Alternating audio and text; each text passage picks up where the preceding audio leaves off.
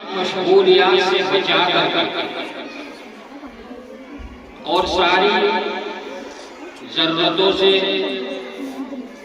یعنی کھانے کمانے کی ضرورتوں سے اللہ تعالیٰ نے بچا کر کے صرف اپنے کلام قرآن پاک کے پڑھنے اور پڑھانے پر معمول فرمایا۔ یہ اللہ کا بہت بڑا فضل و کرم ہے۔ خاص کر میں ان بچوں سے جو میرے سامنے بیٹھے ہوئے ہیں یہ توجہ کے ساتھ میں سنیں کہ آپ لوگ جو ہیں وہ بہت اہم چیز ہے، اہم آدمی ہے۔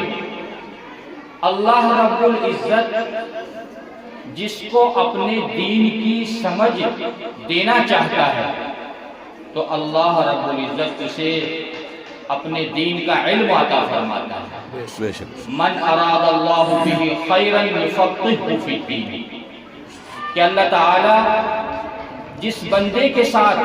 بھلائی کا اور خیر کا معاملہ کرنا چاہتے ہیں تو اللہ رب العزت ان کو دین کی سمجھ عطا فرماتے ہیں۔ تو آپ لوگ جو یہاں پر جمع ہوئے قرآن پاک کی نسبت پر، علم دین حاصل کرنے کی نسبت پر یہاں پر جمع ہوئے، اس لیے آپ کوئی ہلکے پھلکے آدمی نہیں ہو بلکہ بہت اہم اور بہت محترم بشان ہو کہ اللہ نے تمہیں اپنے قرآن کے لیے اور اپنے کلام کے لیے اپنے دین کو سمجھنے اور سمجھانے کے لیے یہاں پر جمع کیا ہے۔ میرے عزیزوں، آپ لوگ وہ ہو کہ جس کے لیے فرشتے اپنے پر بچھاتے ہیں، اپنے پروں کو آپ لوگوں سے مسلتے ہیں،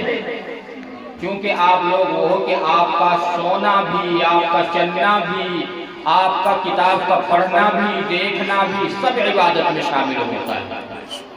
اور دریاؤں کی جو مچھلیاں ہیں وہ آپ لوگوں کے لیے دعائیں کرتی رہتی ہیں۔ تو عزیزوں، بچوں، طلبہ اور طالبات، اپنے آپ کو کم درجے کا مت سمجھنا۔ یہاں ایک بات یہ سمجھ لینا کہ تم جیسے بہت سے بچے ایسے بھی ہیں اس گاؤں میں ہی جو گلی کوچوں میں پھر رہے ہیں، اپنے گھروں میں ہیں، یا بہت سے وہ ہیں جو جنگلوں میں پھر رہے ہیں جنہیں کوئی کام نہیں ہے، اور لیکن اللہ نے ان میں سے تمہیں خاص کر کے اور چن کر کے یہاں لا کر کے جمع کر دیا ہے اپنے کلام کو تمہارے سینے کے اندر محفوظ کرنے کے لیے۔ تو تم بہت بڑی ایک عظمت کے اور بہت بڑی شان کے مالک ہو کہ اللہ نے تمہیں یہاں پر جمع کیا ہے۔ قرآن پاک کی حفاظت کا اللہ رب العزت نے وعدہ کیا ہے، تو ایک ذریعہ قرآن پاک کی حفاظت کا آپ لوگ بھی بن رہے ہیں۔ قرآن پاک آپ کے سینے میں محفوظ، اللہ رب العزت نے آپ کی محنت کے مطابق آپ کو قرآن پاک کا علم دیا، آپ قرآن پاک کا علم حاصل کر رہے ہیں اور پورے قرآن پاک کو اپنے سینے کے اندر محفوظ کر رہے ہیں، تو قرآن پاک کے محفوظ ہونے کا ایک ذریعہ آپ لوگ بھی بن رہے ہیں۔ تو کتنی بڑی سعادت مندی کی بات ہے، خوش نصیبی کی بات ہے کہ اللہ کے کلام کو جمع کرنے کے لیے اور اس کی حفاظت کے لیے اللہ نے آپ کے سینے کو متعین فرما دیا، اللہ نے آپ کے سینے کو قبول فرما لیا، ورنہ لوگ باغ دشمنان اسلام اس قرآن پاک میں نہ جانے طرح طرح کی اس کو بدلنے کی کوششیں، اس کو ختم کرنے کی کوششیں کر رہے ہیں۔ ہمارے حضرت مولانا پیر ذوالفقار صاحب رحمت اللہ علیہ، انہوں نے ایک عجیب بات لکھی ہے کہ ایک یہودی کاتب، غور سے سننے کی بات ہے کہ ایک یہودی کاتب اس نے یہ ارادہ کیا کہ میں قرآن پاک کو ایسی کتابت میں، ایسے رسم الخط میں لکھوں، اس طرح سے اس کی کتابت کروں کہ اس میں غلطیاں ہوں اور وہ پکڑ میں نہ آئے۔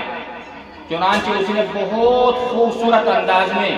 بہت خوبصورت رسم الخط میں قرآن پاک کو لکھا، اور اس میں جا بجا جو ہے غلطیاں لکھنی اس نے اپنی عادت کے مطابق شروع کر دی، اور اس نے اس قرآن پاک کو تیار کیا،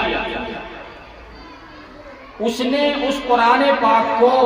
فروخت کرنے کے لیے ایک جگہ پر رکھا، اور اپنی اور دیگر کتابیں بھی، تورات، زبور، انجیل، یہ سب بھی رکھی۔ لوگ باغ آتے، قرآن پاک کو اٹھاتے اور اس کو کھول کر کے دیکھتے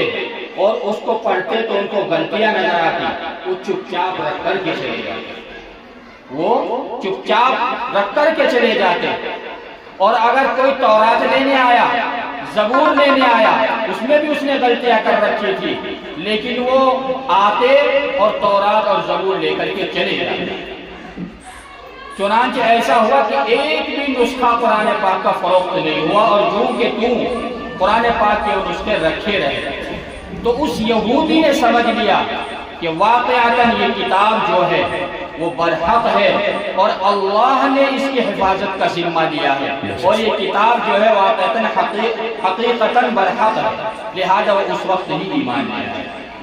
تو یہ قرآن پاک اتنی محترم شان کتاب ہے کہ آج تک اس کا کوئی حرف نہیں بدل سکا۔ اگر بدلنے کی کوشش کی تو قرآن نے خود اس کو ہی بدل دیا۔ اگر وہ یہودی تھا تو مسلمان ہو گیا، اگر وہ انگریز تھا تو وہ مسلمان ہو گیا، اگر وہ کوئی اور کسی چیز مذہب سے تعلق رکھتا تھا تو اللہ رب العزت کے فضل سے، قرآن پاک کی برکت سے وہی بدل گیا۔ تو اس لیے میرے عزیزوں، عزیز بچوں، قرآن پاک تم پڑھ رہے ہو تو ساری چیزیں تمہارے لیے دعا کر رہی ہیں، ساری چیزیں تمہارے لیے دعا کر رہی ہیں۔ مچھلیاں دریا کے